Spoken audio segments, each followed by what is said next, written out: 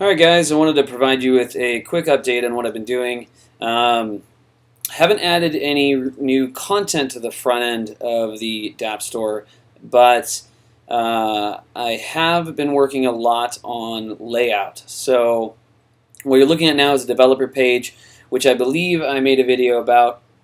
It's very similar to the app page in structure, and so you're going to see that right now it's structured like an app page and looks like it's showing an app on the left-hand side here. You can't buy, obviously you can't buy a developer for 0.002 Ether, but imagine this would say some information about the developer and it had the developer's logo here. I mean, it's all very similar to the app page.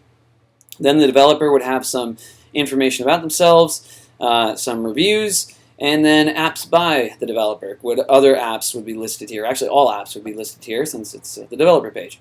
Now, what I've been working on is a way to display this information and have it be responsive across many devices and page sizes. So you'll see that if you look at this, and actually what I'm going to do is I'm going to go to the this page real quick. This is actually a better example of what's going on so far. Yeah, let me start here. So this is a 4-column grid, and you're going to notice that as it gets smaller, it's percentage width, so it kind of fits in that 4-column. It fits the columns into the 4-column grid. But as it gets too small, eventually it says it decides, oh, it can no longer fit 4 columns, and instead it's going to make it a 3-column grid. So it displays things as a 3-column grid. And oh, my computer just got stuck there for a second. There, so if I scroll down, it's now a 3-column grid. It's the same amount of information. We go down, the same thing happens. Eventually we go to a 2-column grid, and then eventually, if we keep going far enough, we get to a 1-column grid here, and this is going to be something like your iPhone is going to look like. It's going to show the Dapp Store like this, at least the front page. Now, what gets more interesting is when we get to pages like the developer page. If you think of this page as a 4-column grid, we have a 1 column right here, we have another column that spans 2 columns, and then we have another column over here. Now, the way that this one would break down is that as the page gets smaller, we don't really need this information up here on the right anymore, because it's just going to keep squishing this information. This information, all of this, and all of this is more important, so it'd be better if this goes under over here. Now, when I do that, you're going to see that happen, so eventually it gets smaller and smaller. I still got to work on some text sizes for this stuff. This will get figured out. By the way, all of this is done in CSS. There's no JavaScript here.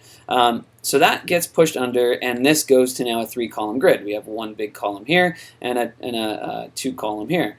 So what we did, though, what's interesting is that this used to be a single vertical column where things were aligned under each other, 1 per row, but now we have 2 per row because it's now being displayed as a 2-column grid. Excuse me, this item here is can display things as 2-column. So it's going to stay a 2-column for a while up until we get to a page that can only support 2 columns instead of 3. So we're going to go down, and now we have the 2-column grid. And this is for something, say, like an iPad. So if an iPad were to go here and they were to look at this, they'd get a big old Consensus logo. They'd get information about Consensus, and then the Consensus description here, and then reviews, and then you have this 2-column version of apps by Consensus. However, we're eventually going to get down, say if somebody wants to view this on an iPhone, we're going to get down to a single column where the page can only support a single column displaying stuff. And there you go. That's where it was right there. And now this thing that was a single column at when the page was large went down to a 2-column display when the page was medium-sized, and went down to back to a single column when the page was small. And so this is super responsive. There's obviously some more work to do, but this allows for displaying of pages in a very nice way, no matter what the device size is, and it's done pretty elegantly, where you can easily say how you want, say, this panel to act when the page changes size. So there you go. Been working mostly on responsiveness.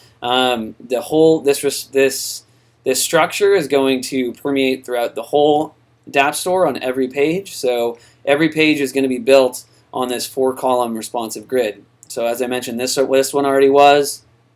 Search results already are. Oops, that's a bug I need to fix. Purchases, same thing. Now I'm actually going to show you purchases. So the other one, the Dapp Store's front page, had an even number of results, so it could display them without showing any extra space. But now this one has an odd number, and you'll see that it displays things correctly.